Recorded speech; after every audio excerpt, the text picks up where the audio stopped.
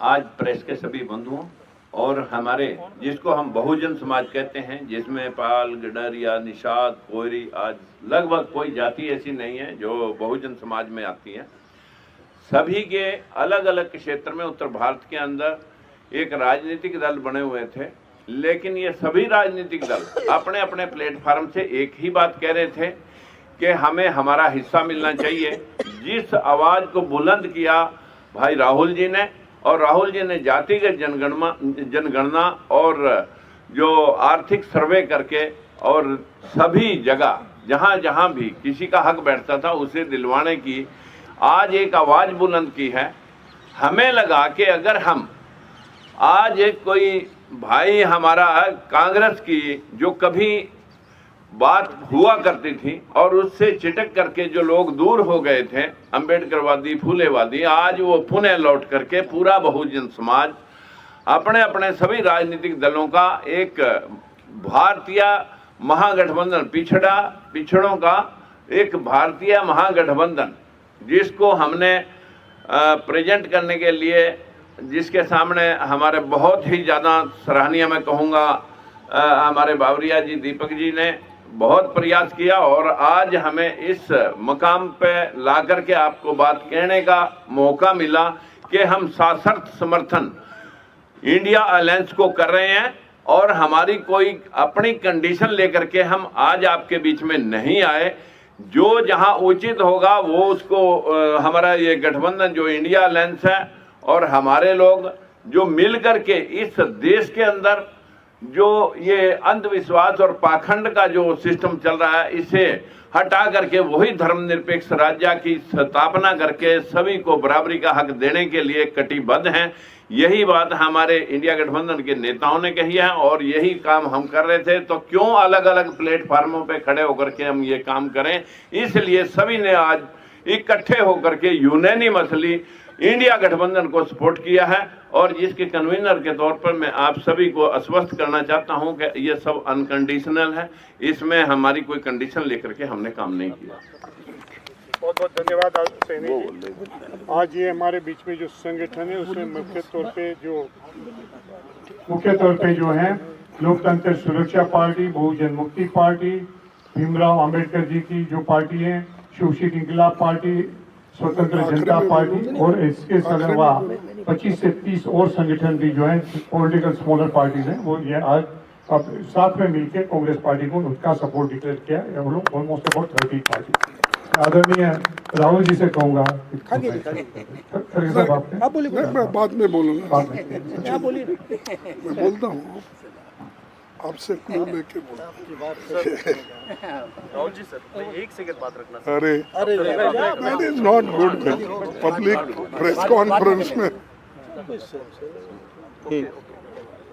देश में भागीदारी का शायद सबसे बड़ा मुद्दा है।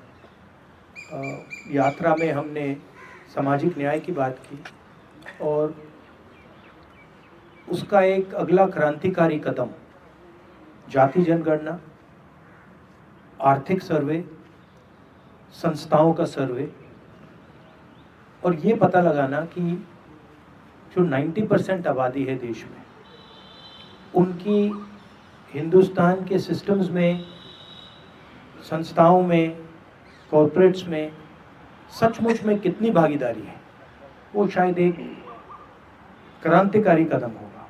और हमने निर्णय लिया है कि ये क्रांतिकारी काम हम करने जा रहे हैं। मैनिफेस्टो में हमने कहा है।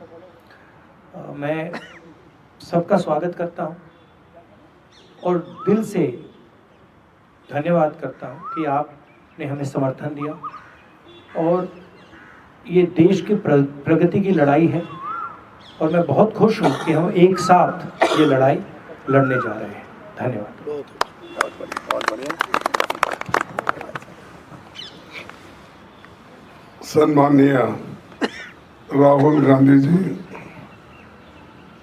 राजकुमार सैनी जी, तमाम उनके साथीगण और हमारे पार्टी के जनरल सेक्रेटरी बाबरिया जी, मैं ज़्यादा कुछ कहना नहीं चाहता कि अभी सैनी जी और राहुल गांधी जी ने बताया है, और इन्होंने स्वयं प्रेरित होकर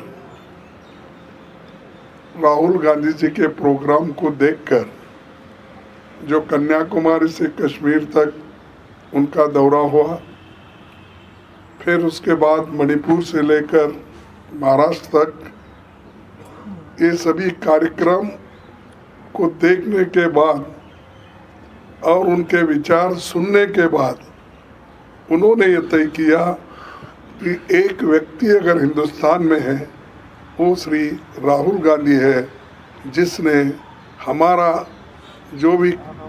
हमारी समस्याओं को उठाने का बीड़ा लिया है और उन समस्याओं को समाधान निकालने के लिए वो पूरी कोशिश करने वाले व्यक्ति है।